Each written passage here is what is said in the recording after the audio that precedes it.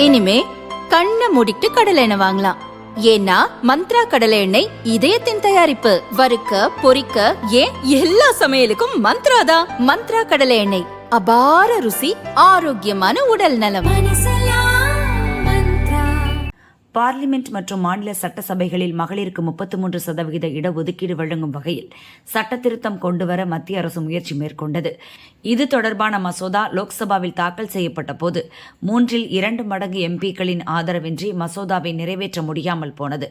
காங்கிரஸ், திமுக, சமாஜ்வாதி, திரிணாமுல் காங்கிரஸ் உள்ளிட்ட எதிர்க்கட்சி எம்பிக்கள் மசோதாவுக்கு எதிராக ஓட்டளித்ததால் மசோதா நிறைவேறாமல் போனது. இந்நிலையில் நாட்டு மக்களுக்கு மோடி ஆற்றிய உரையில் இது தொடர்பாக பேசினார். பெண்களுக்கு அதிகாரம் அளிக்கும் வகையில் சட்டத்திருத்தம் மேற்கொள்ள மத்திய அரசு நடவடிக்கை எடுத்தது. ஆனால் எதிர்க்கட்சிகளின் சூழ்ச்சியால் அது முறியடிக்கப்பட்டது. இந்த மகத்தான காரியத்தை நிறைவேற்ற முடியாமல் போனதற்கு நாட்டின் தாய்மார்கள், சகோதரிகள், மகள்களிடம் நான் மன்னிப்பு கேட்டுக்கொள்கிறேன். நேற்று பார்லிமெண்டில் நடந்ததை நாடே பார்த்து கொண்டிருந்தது. மகளிர் இடஒதுக்கீடு மசோதாவுக்கு எதிராக ஓட்டளித்தது மட்டுமின்றி அதை நிறைவேற்ற முடியாமல் போனதை எண்ணி எதிர்க்கட்சி உறுப்பினர்கள் கைகொட்டி சிரித்தனர். அதை கொண்டாடி மகிழ்ந்தனர்.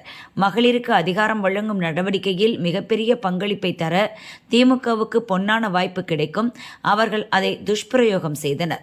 காங்கிரஸ் கட்சி எப்போதும் நாட்டின் வளர்ச்சியில் தடையாகத்தான் இருந்து வந்துள்ளது. திரிணாமுல் காங்கிரஸ், சமாஜ்வாதி உள்ளிட்ட எதிர்க்கட்சிகளும் இந்த மசோதாவை எதிர்த்தன. இப்படிப்பட்ட மகத்தான மசோதா நிறைவேறினால் குடும்ப அரசியல் செய்யும் கட்சிகளுக்கு ஆபத்து ஏற்பட்டுவிடும் என எதிர்க்கட்சிகள் பயந்தனர். அதனாலேயே திட்டமிட்டு இதை முறியடித்தனர்.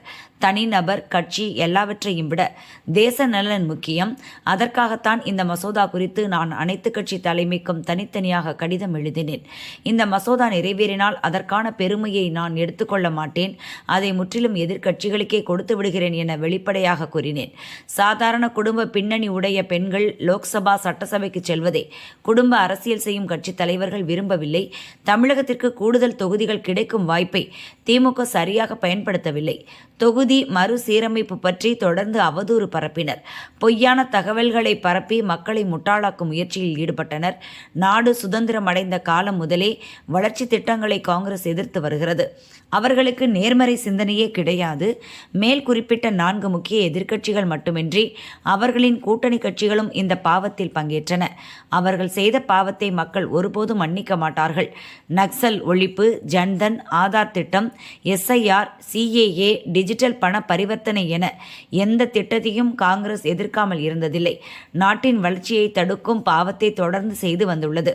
மாநில கட்சிகளின் தோளில் ஏறி சவாரி செய்து காங்கிரஸ் இன்னும் உயிர் வாழ்ந்து கொண்டுள்ளது. குடும்ப அரசியல் செய்யும் கட்சிகள் தங்கள் சுயநலத்திற்காக பெண்களுக்கான அதிகாரம் கிடைப்பதை தடுத்து நிறுத்தியுள்ளனர். 21ஆம் நூற்றாண்டைச் சேர்ந்த பெண்களை குறைத்து மதிப்பிடாதீர்கள். உங்களின் செயல்களை ஒட்டுமொத்த தேசமும் உன்னிப்பாக கவனிக்கிறது. அதற்கான பலனை நீங்கள் நிச்சயம் அனுபவிப்பீர்கள். மகளிருக்கு அதிகாரம் வழங்கும் சட்டத்திருத்த மசோதாவை நிறைவேற்ற முடியாததால் ஒட்டுமொத்த பெண்களும் துக்கத்தில் உள்ளனர். அதே துக்கத்தில்தான் நானும் இருக்கிறேன். இவர்கள் எவ்வளவு சதி செய்தாலும் எங்கள் லட்சியத்தை நிறைவேற்றும் வரை ஓய மாட்டோம். நாட்டின் 100% பெண்களின் ஆசீர்வாதம் எங்களுக்கு உள்ளது. பெண்களுக்கு அதிகாரம் வழங்கும் முயற்சியை கைவிட மாட்டோம். நிச்சயம் ஒரு நாள் வரும், நாங்கள் அதை செய்து முடித்தே தீருவோம் என பிரதமர் மோடி பேசினார். பிரதமர் மோடி தன் உரையின் நடுவே கண் கலங்கியது குறிப்பிடத்தக்கது.